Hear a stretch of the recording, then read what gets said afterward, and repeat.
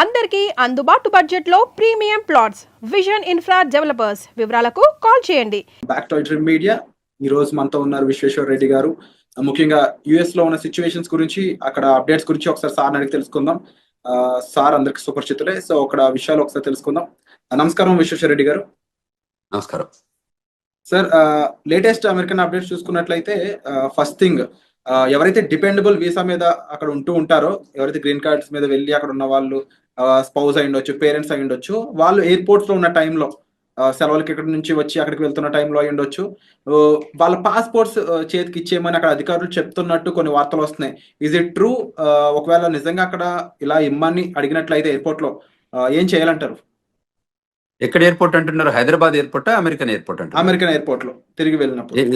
మళ్ళీ you can rephrase the question.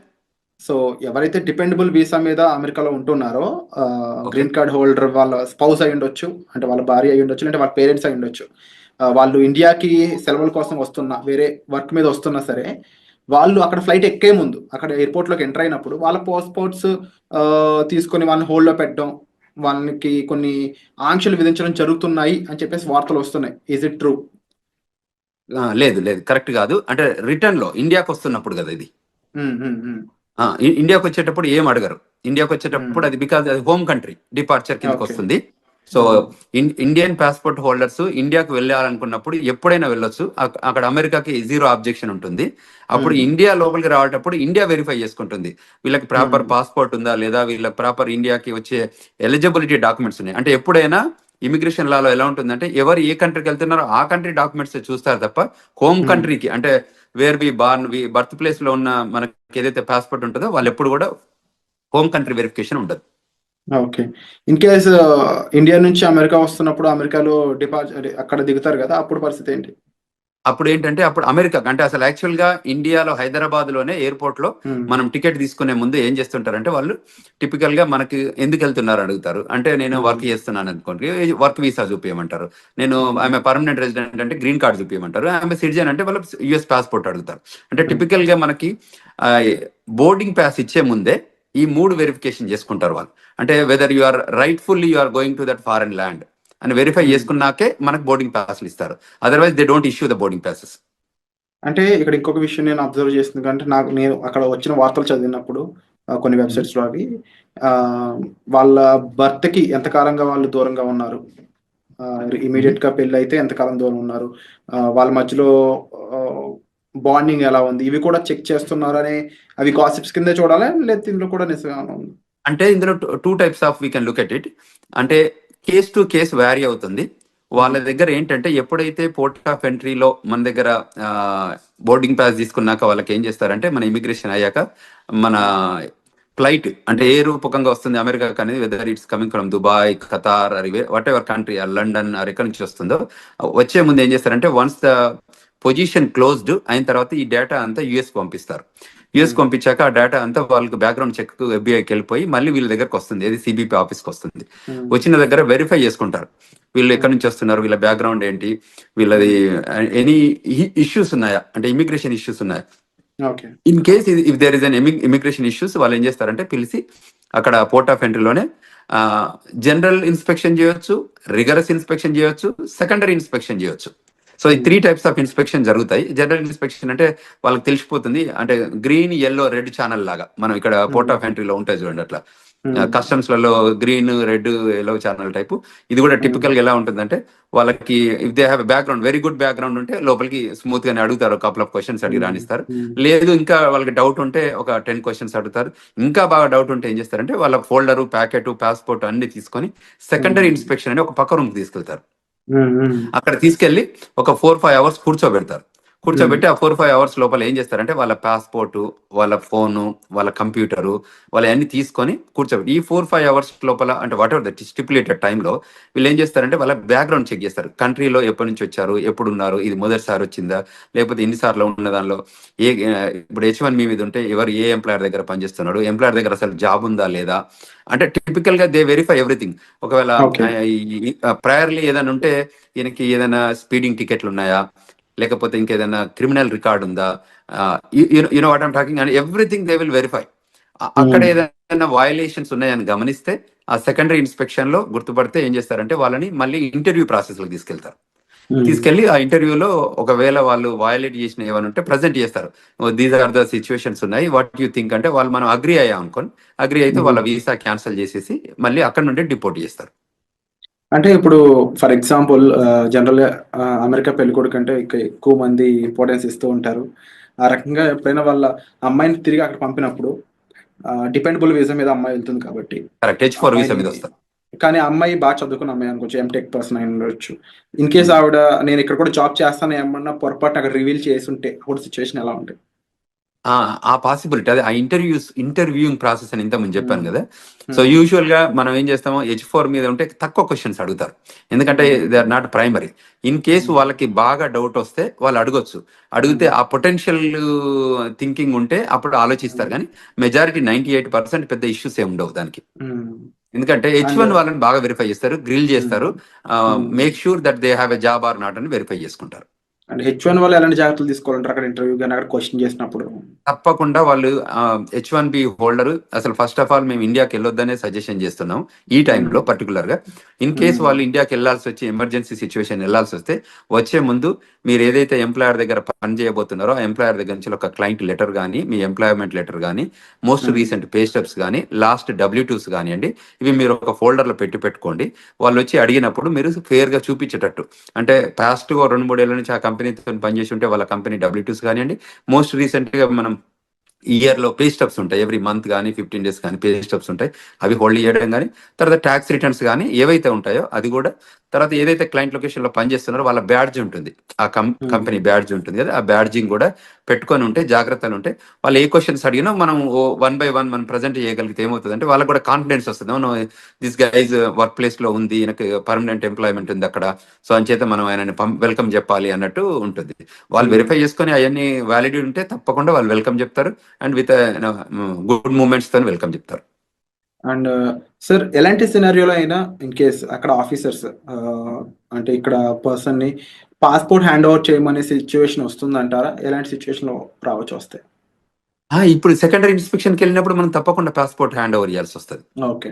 Secondary ఇప్పుడు మనం ఏదైతే ప్రైమరీ ఇన్స్పెక్షన్ అంటే ప్రతి దానికి వాళ్ళు పాస్పోర్ట్ తీసుకుంటారు, పాస్పోర్ట్ స్కాన్ చేస్తారు, వాళ్ళ దగ్గర కంప్యూటర్ ఉంటుంది కదా. ఇప్పుడు you're an Indian, you're coming on F1 visa, so passport తీసుకుంటారు, ఫింగర్ ప్రింటింగ్ తీసుకుంటారు, తర్వాత ఐరిష్ చెక్ చేస్తారు, పిక్చర్ తీస్తారు, ఫింగర్ ప్రింటింగ్ టోటల్ 10 fingers అంటే 2 hands పెట్టి 10 fingers చెక్ చేసుకున్న తర్వాత ఇంటర్వ్యూ క్వశ్చన్స్ ఉండి దాని తర్వాతనే పంపిస్తారు. ఈ పాస్పోర్ట్ అందులో స్కాన్ చేస్తేనే అప్పుడు వాళ్ళకి డీటెయిల్స్ అన్ని వస్తాయి కదా. So 100% they collect the passport. Only thing ఏంటంటే గ్రీన్ లాగా ఉంటే మళ్ళీ they will hand over everything, passport ఇచ్చేసి నో వెల్కమ్ టు అమెరికా అని చెప్పేసి పంపించేస్తారు. సో అది H1B ఏదంటే వాళ్ళ ఎంప్లాయ్మెంట్ ఉందా లేదా వెరిఫై చేసుకొని ఆ క్వశ్చన్స్ అడుగుతారు, ఎక్కడ పని చేస్తున్నారు, ఏంటి, ఏ జాబ్ చేస్తున్నారు, ప్రోగ్రామ్ అనలిస్టా ఏంటి అంటే డేటా అనలిస్టా, దోస్ కైండ్ ఆఫ్ క్వశ్చన్స్ అన్నట్టు. సో క్లయింట్ లొకేషన్ లో జాబ్ ఉందా వెరిఫై చేసుకొని, మీ ఎంప్లాయర్ తో టచ్ లో ఉన్నావా, అంటే దీస్ ఆర్ ద కొన్ని కామన్ మినిమం క్వశ్చన్స్ ఉంటాయి కదా. ఆ మినిమం క్వశ్చన్స్ అడిగాక మళ్ళీ దే హ్యాండ్ ఓవర్, లోపలికి వెళ్ళాక ఫస్ట్ పాస్పోర్ట్ తీసుకొని క్వశ్చన్స్ అడిగాక మళ్ళీ పాస్పోర్ట్ హ్యాండ్ ఓవర్ చేస్తారు. సో పాస్పోర్ట్ తీసుకోవడం అనేది ఒక common practice. Only American citizens అయి ఉండి వాళ్ళకి గ్లోబల్ ఎంట్రీ ఉంటే తప్ప వీళ్ళని యూజువల్ గా గ్లోబల్ ఎంట్రీ ఉన్న వాళ్ళకి ఎలా ఉంటుందంటే వాళ్ళకి ఐరిష్ తో టెస్ట్ చేస్తారు, వాళ్ళకి ఇండిపెండెంట్ గా వాళ్ళే స్కాన్ చేసుకోవచ్చు, వాళ్ళే పిక్చర్ దిగొచ్చు. ఇప్పుడు యాప్ కూడా వచ్చింది, గ్లోబల్ ఎంట్రీ యాప్. సో అందులోనే వాళ్ళు ఫోటోలు తీసుకొని సబ్మిట్ చేస్తారు, ఆఫీసర్ CBP ఆఫీసర్ వెరిఫై చేసుకొని ఎవ్రీథింగ్ గుడ్ ఉందంటే వాళ్ళ ఈవెన్ పాస్పోర్ట్ కూడా అడగరు, యూ కెన్ గో అని చెప్పేస్తారు. ఎందుకంటే వాళ్ళకి బ్యాక్గ్రౌండ్ చెక్లు, వ్యాలిడేషన్ అంతా జరుగుతుంది కాబట్టి. అండ్ అలాగే ఇంకా లేటెస్ట్ అప్డేట్ ఇంకోటి చూసుకున్నట్లయితే సెంట్రల్ యూనివర్సిటీ ఆఫ్ మిచిగన్ లో ఒక చైనీస్ స్టూడెంట్ తను సోషల్ మీడియాలో కొంచెం యాక్టివ్గా ఉండడం, అది కూడా అమెరికాకి ఆపోజిట్ గా తను చేసిన రెస్పాన్స్ అనేది తను డిపార్ట్ చేసే విధంగా మారింది. ఇప్పుడు జస్ట్ 6 months స్టడీ లెఫ్ట్ ఉందంటే తనకి. 2016లో తను వెళ్ళాడంట స్టడీస్ కోసం. అలాంటి సిచ్యువేషన్స్ లో ముఖ్యంగా సోషల్ మీడియాలో మనం అంటే రియాక్ట్ అయ్యే విధానం కానీ, ఆఖరికి ఒక పోస్ట్ యుఎస్ కి ఆపోజిట్ గా ఉండే ఒక పోస్ట్ ని మనం లైక్ చేసినా కూడా అది మన మీద కాస్త తీవ్ర ప్రభావం చూపిస్తుందని చెప్పేసి వస్తున్నాయి వార్తలు. ఈ పరంగా ఇండియన్ స్టూడెంట్స్ ఎవరైనా ఎఫెక్ట్ అయ్యే ఛాన్స్ ఉందా? అసలు అక్కడ స్టూడెంట్స్ ఎలాంటి జాగ్రత్తలు తీసుకోవాలంటారు? Correct, very good question Virat. Typical ఏంటంటే మనకు ఇక్కడ కంట్రీలో మనం non immigrant aliens, we are here for a short term, అంటే టర్మ్ బేస్డ్ వస్తున్నాం మనం ఈ కంట్రీలోకి. అది F1 అయితే 2 to 5 years, H1 అయితే 3 to 6 years, and permanent residence అయితే యూ హ్యావ్ రెసిడెన్సీ రిక్వైర్మెంట్ ఉంది కాబట్టి అది ఫాలో అయితే ఇస్తారు. సో ఎక్కడైతే నాన్ ఇమిగ్రెంట్ ఏలియన్స్ ఉంటారో వాళ్ళకి ఈ స్పెషల్గా ఈ రూల్స్ అని అప్లై అయ్యేది. ఎందుకంటే మనం కంట్రీ లాయాలిటీ చూపిస్తే తప్ప మనం కంట్రీ లోపలికి రానివ్వరు. సో కంట్రీకి అగనెస్ట్గా చేసే యాక్టివిటీస్ ఏదైనా సోషల్ మీడియా రూపకంగా కానీ వాళ్ళకి ఎక్కడైనా అబ్జర్వ్ చేసి ఉంటే వాళ్ళు వెరిఫై చేసుకుంటారు. వెరిఫై చేసుకొని క్వశ్చన్ చేస్తారు. ఎక్కడైనా ఎవిడెన్స్ దొరికితే తప్పకుండా వాళ్ళు క్వశ్చన్ చేస్తారు. ఈజ్ దట్ యూ అని చెక్ చేసుకొని వాళ్ళు డిపోర్టేషన్ ప్రొసీడింగ్ చేస్తారు. ఇప్పుడు ఈ ట్రంప్ అడ్మినిస్ట్రేషన్ సెకండ్ టర్మ్ వచ్చాక ఏంటంటే చాలా ఎగ్జిక్యూటివ్ ఆర్డర్స్ తీసుకున్నారు. అందులో some of the executive orders వాళ్ళకి అవుట్ రైట్ సిబిపి ఆఫీసర్కి అథారిటీ ఇస్తుంది డిపోర్టేషన్ చేయడానికి. సో అందులో ఏ సిచ్యువేషన్ ఎరైజ్ అయినా, ఏ రకమైన ఇష్యూస్ వచ్చినా, ఏ రకమైన లాయాలిటీ ఇన్ స్టేక్లో ఉన్నా, అంటే ఆ లాయాలిటీ ప్రూవ్ చేయలేకపోయినా వాళ్ళకి every right to send them back, period. There is no second to it. అంటే ఇప్పుడు స్టూడెంట్స్ అనేవాళ్ళు already campus outside jobs చేయకూడదని కొన్ని రూల్స్ ఉన్నాయి. సో ఇప్పుడున్న టైంలో స్టూడెంట్స్ అనేవాళ్ళు ముఖ్యంగా తీసుకోవాల్సిన టాప్ 3 జాగ్రత్తలు అంటే ఏం చెప్తారు?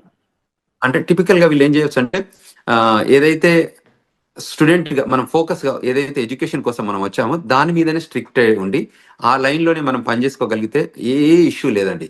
విత్ ఇన్ ద 2 years లోపల ఎడ్యుకేషన్ కంప్లీట్ చేసి 3 years ఓపీటీసీ అంటే regular OPT and stem OPT తీసుకొని పనిచేసుకోగలిగితే దెర్ ఇస్ నో ఇష్యూ. ఎప్పుడైతే మనం ఇమిగ్రేషన్ నేషనాలిటీ యాక్ట్ వయలేషన్స్ ఏదైనా చేస్తే ఆ వయలేషన్స్ ఐడెంటిఫై అయితే తప్ప వాళ్ళు వెల్కమ్ చెప్తారు. ఇట్ ఈస్ అ కంటిన్యూస్గా కంట్రీ నీడెడ్ స్టూడెంట్స్.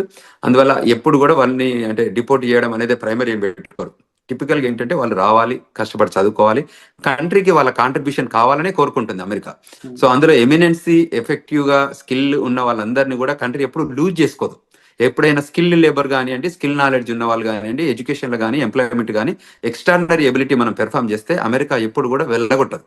ఎప్పుడు వెళ్ళగొడుతుంది? Any backgrounds, negative background, criminal background, financial background issues ఉన్నప్పుడు, అటువంటి ఇష్యూస్ వాళ్ళు అబ్జర్వ్ చేసినప్పుడు వాళ్ళు క్లియర్గా చెప్తారు, you are violating this so and so sections 1, 2, 3, so based on this sections you are deportable case అని చెప్పి డిపోర్ట్ చేస్తున్నారు. సో అందువల్ల మన వాళ్ళకి ఏం చెప్తానంటే ఇది స్టూడెంట్స్ కానీ అదేవిధంగా స్టూడెంట్ పేరెంట్స్ కూడా గైడ్ చేస్తున్నాం.